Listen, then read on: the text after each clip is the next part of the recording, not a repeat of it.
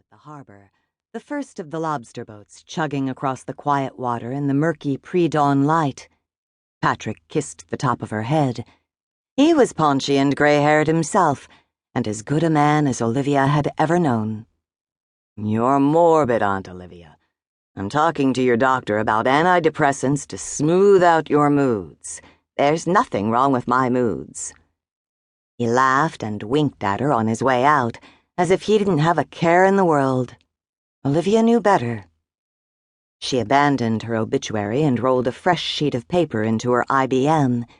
Even slowed by arthritis and age, she managed to type quickly. Chapter 1.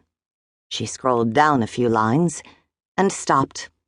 She knew she'd go no further. She couldn't kill off Jen Periwinkle. Olivia had watched herself wither and wrinkle, but Jen remained forever 16, always ready to solve her next mystery. She was timeless. She used her wits, never violence, to solve crimes. That was Olivia's pact with her readers. Jen Periwinkle wouldn't have to resort to violence to achieve her results. She occasionally brandished a gun and once a sword, but she never drew blood. To kill her off, Olivia meant to have her die saving someone, probably a child. Mr. Lester McGrath, Jen's evil nemesis through all 72 books, would have to die too, but as a result of her intelligence and bravery, not at her hands. "Aunt Olivia! Aunt Olivia!" Zoe rushed into the kitchen from the side entrance.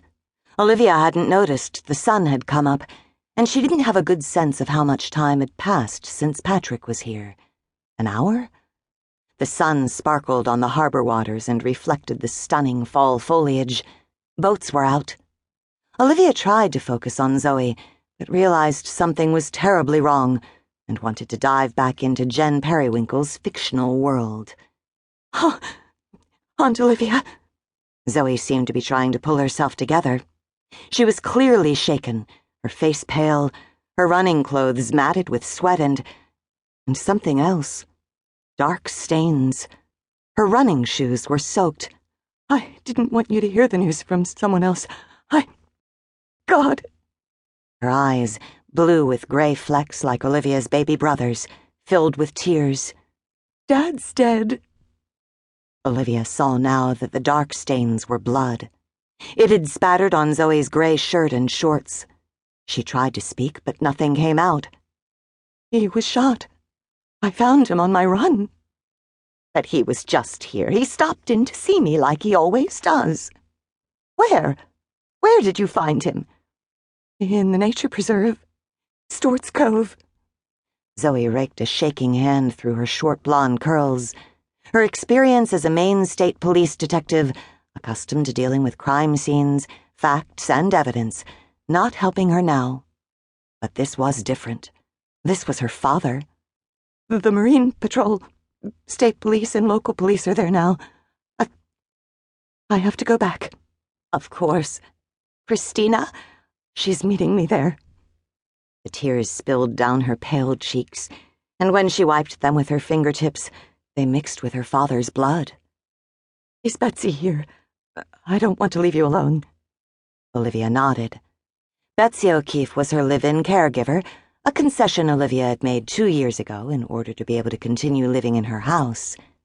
Betsy had learned to leave Olivia alone as much as possible in the morning.